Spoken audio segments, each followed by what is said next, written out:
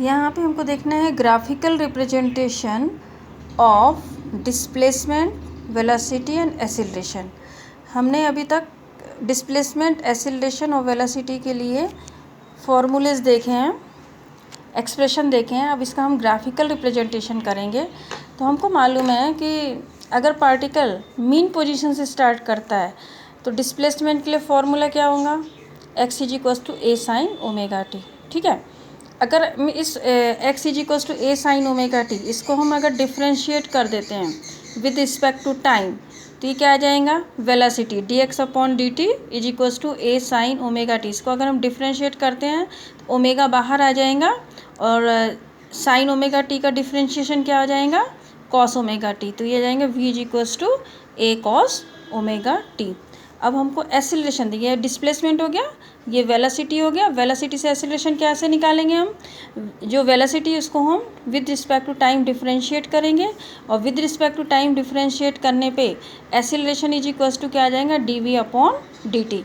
और हम इसको डिफरेंशिएट कर रहे हैं ए कॉस ओमेगा टी को, तो यहाँ पे ए ओमेगा तो बाहर रहेगा ही, कॉस ओमेगा टी का ओमेगा भी बाहर आ जाएगा और कॉस ओमेगा टी का डिफरेंशिएशन क्या होता है, minus omega sine omega T. तो यहाँ ओमेगा ऑलरेडी है, एक ओमेगा यहाँ से आएगा तो क्या हो जाएगा, minus a omega square sine omega t. Cos omega t का डिफरेंशिएशन क्या होगा, ओमेगा साइन ओमेगा टी। तो ये आपका एक्सीलरेशन क्या हो गया, माइनस ए dot omega square sine omega T. ये तीन इक्वेशन का यूज़ करके डिस्प्लेसमेंट, वेलोसिटी एंड एक्सीलरेशन, यहाँ पे आप देखो डिस्प्लेसमेंट, वेलोसिटी एंड एक्सीलरेशन, इनका इसमें हम टाइम की वैल्यू और फेज़ की वैल्यू, या तो हम टाइम की वैल्यू रखेंगे या फेज़ एंगल की वैल्यू रखेंगे। यहाँ पे वैल्यू रखने के बाद हमको डिस्प्लेसमेंट और वेलोसिटी और एक्सीलरेशन के लिए डिफरेंट वैल्यूज़ मिलेंगी जो कि आपको टेबल में दिख रही हैं। तो ये हमको और इसके बाद हम इसका ग्राफिकल रिप्रेजेंटेशन करेंगे। तो सबसे पहले हम डिस्प्लेसमेंट के लिए देखते हैं, फिर वेलोसिटी के लिए देखते हैं, उसके बाद एक्सीलरेशन के लिए देखते हैं। ओके,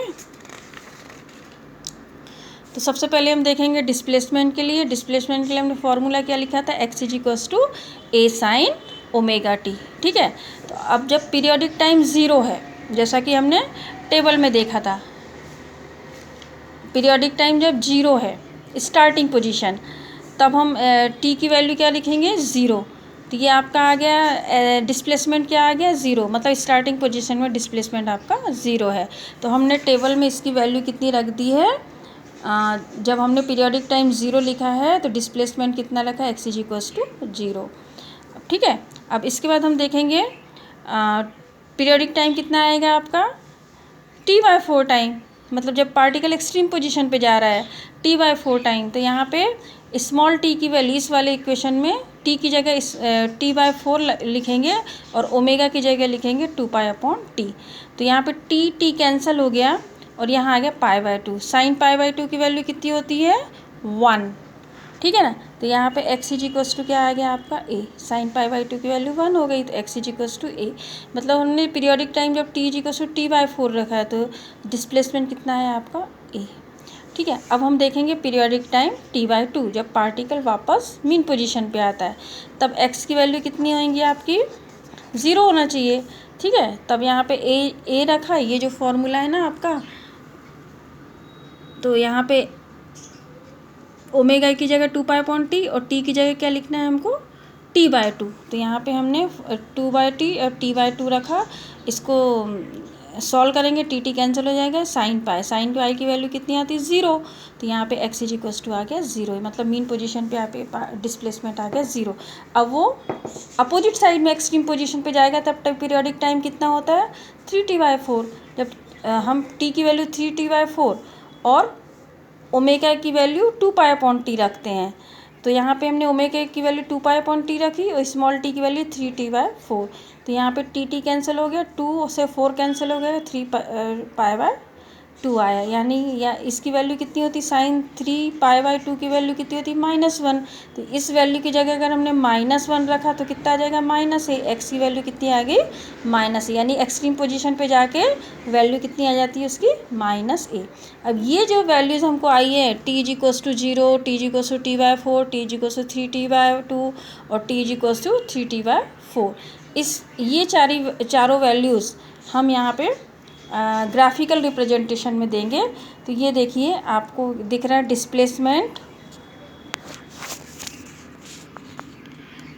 डिस्प्लेसमेंट आपको एक्स डायरेक्शन में दिख रहा, डिस्प्लेसमेंट आपको वाई डायरेक्शन में दिख रहा है, वाई एक्सिस में दिख रहा है, और ये जो आपका पीरियोडिक टाइम है वो आपको एक्स एक्सिस में दिख रहा है। ठीक है, पीरियोडिक टाइम टी या ओमेगा टी।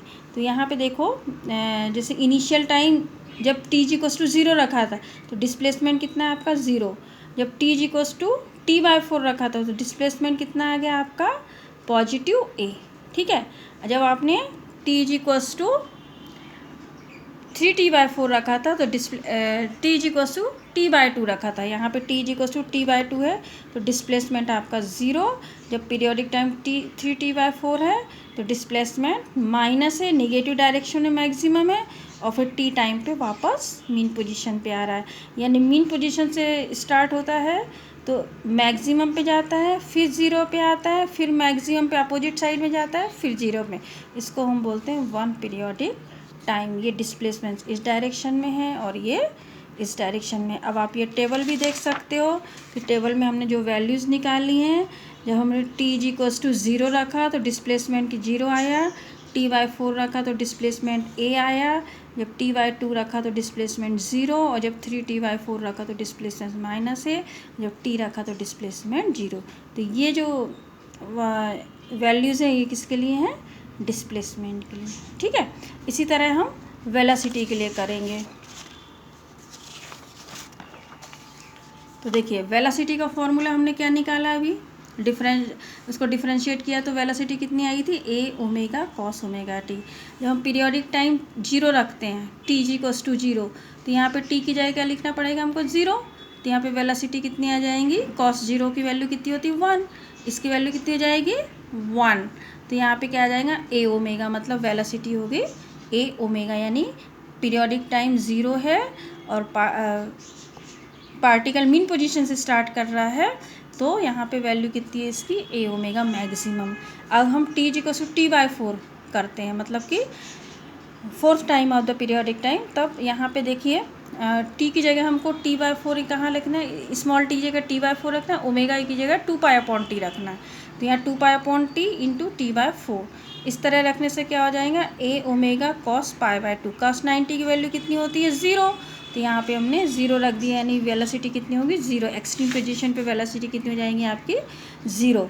उसके बाद क्या है, when T is equals to t/2, यानी हाफ टाइम में क्या होगा, t की वैल्यू हमने स्मॉल t की वैल्यू कितनी रखी है यहाँ पे t/2, ओमेगा की वैल्यू कितनी रखी है 2π/t। स्मॉल t की वैल्यू t/2 और ओमेगा की वैल्यू 2π/t। तो यहाँ t कैंसिल, 2 कैंसिल, और cos पाई आ गया। cos पाई की वैल्यू कितनी होती है, cos pi is equals to -1। तो यहाँ पे -1 आ जाएगा तो कितना आएगा, v is equals to -a omega.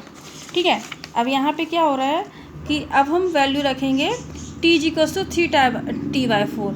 अब यहाँ पार्टिकल फिर एक्सट्रीम पोजीशन पे आ रहा है, सॉरी यहाँ पे पार्टिकल फिर एक्सट्रीम पोजीशन पे आ रहा है, तो यहाँ पे v is equals to a omega, cos omega की वैल्यू 2π/t ही रखनी है, स्मॉल t की वैल्यू हमको कितनी रखनी है 3t/4।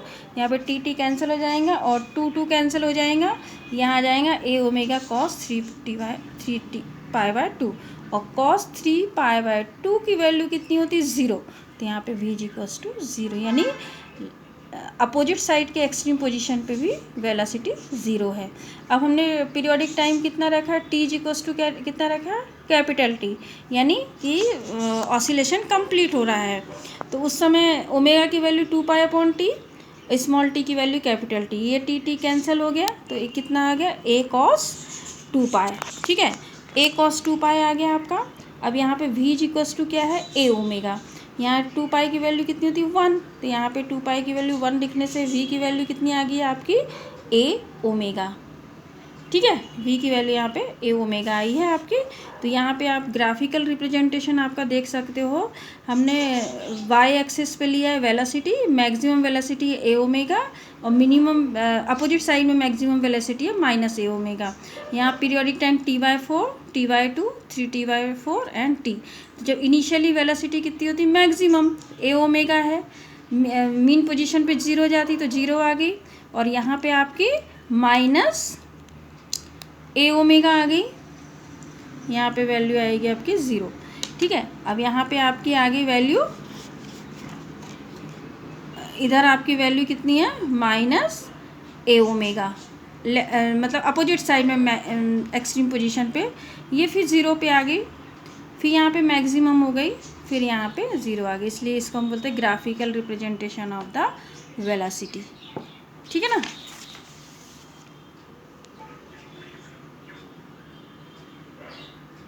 समझ में आया आपको? जैसे कि हमने क्या किया है, पीरियड टाइम 0 में वेलोसिटी कितनी है आपकी, पीरियड टाइम 0 में वेलोसिटी मैक्सिमम है ए ओमेगा, स्टार्टिंग पोजीशन मतलब मीन पोजीशन पे वेलोसिटी कितनी है, 0। फिर ये एक साइड में एक्सट्रीम पोजीशन पे जाएगा, वेलोसिटी जब पार्टिकल स्टार्टिंग पोजीशन पे, मीन पोजीशन पे, तो वेलोसिटी मैक्सिमम है ए ओमेगा। जब पार्टिकल एक्सट्रीम पोजीशन पे जाएगा तो वेलोसिटी 0 हो जाएंगी, फिर मीन पोजीशन पे आएगा। ठीक है, तो वेलोसिटी अपोजिट साइड में मैक्सिमम हो जाएंगी, फिर एक्सट्रीम पोजीशन पे 0 हो जाएंगी, फिर यहाँ पे पॉजिटिव डायरेक्शन में मैक्सिमम हो जाएंगी। इस तरह ये आपका ग्राफिकल रिप्रेजेंटेशन है।